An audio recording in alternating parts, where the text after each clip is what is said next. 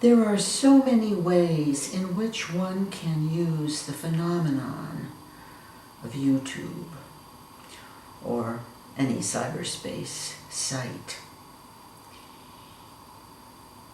It can show finished products, finished presentations, or it can show things in process. Stop frame, flowers opening, clouds scudding across the sky, light changing, someone engaged in a process. This is what I did with my quilt project. I tried to show the spots that gave me difficulty as well as the spots that went more smoothly. To me, that was all interesting. I think it's quite admirable that a person trying to learn to play a piece of music would share his exploration of that piece, his difficulty, his process in trying to learn it. This is what SFChristo is doing with the Aria from the Goldberg Variations. Now, someone may post a comment saying that this is torture. Well, of course, that person doesn't have to look. It was torture for him, perhaps. But I think for many people, it provides a great insight into what it means to be learning a piece of music. And in this case, a difficult piece of music.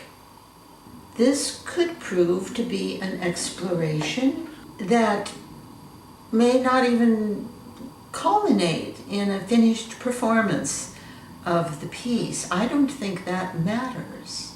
I think that he could quit it at any time and we would have still learned a great deal about how a person enters into learning a piece. So I would recommend checking this out. I hope that I am not getting too critical here, but at the same time, I would just like to offer a little more insight here into the nature of the dance forms in the Baroque era. Dance forms which are in three, and even in later times, the waltz, the jig, the sarabande, the minuet. Dances in triple meter cannot really be choreographed in terms of one bar. You know, we have extant choreographies written out from the 17th and 18th centuries. We can learn a great deal by studying those. As for a dance like the waltz or the minuet, if we had 3 legs, it would be a different matter. But since we have only 2 legs, and we're dancing in a dance that has bars of 3 beats each, obviously we won't be starting with the same foot in each bar, because in the second bar we're starting on the right foot, whereas in the first bar we started with the left foot. So we don't come back to our original what foot is on the first beat until we have gone through 2 bars. So I think in the first place we have to look at the sarabande as taking 2 bars of choreography, not 1 bar. That means that although it's correct to say that the accent falls on the second beat, it's not always the second beat of every bar. It may be, no composer is rigidly attached to these dance choreographies, but they do direct the basic tenet of how he's approaching the dance. I agree that this aria is a saraband, although Bach doesn't come out and tell us that.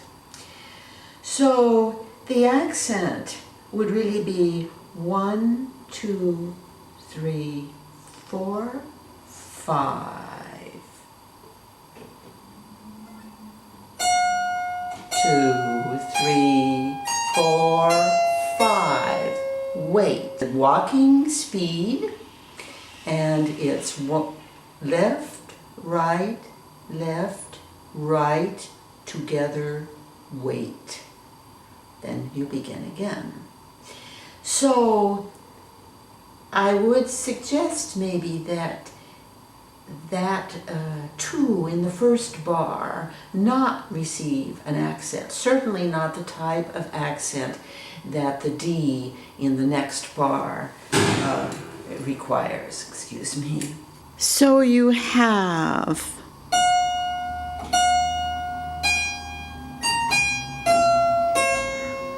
that half note there. That is definitely a place to stop. I think that this G is just a continuation of G, just as in this bar it is. And then you have another resting point, your main accent point for saraband. And again here, and again here, and again here. It's not till the very end that he extends it. And of course there are sarabands that have extended passages where there is an accent on the second beat of subsequent bars. That could go on. It's the composer's prerogative, of course. They're not rigid about the choreographies of the Baroque dances, but it was a concept that they were always aware of.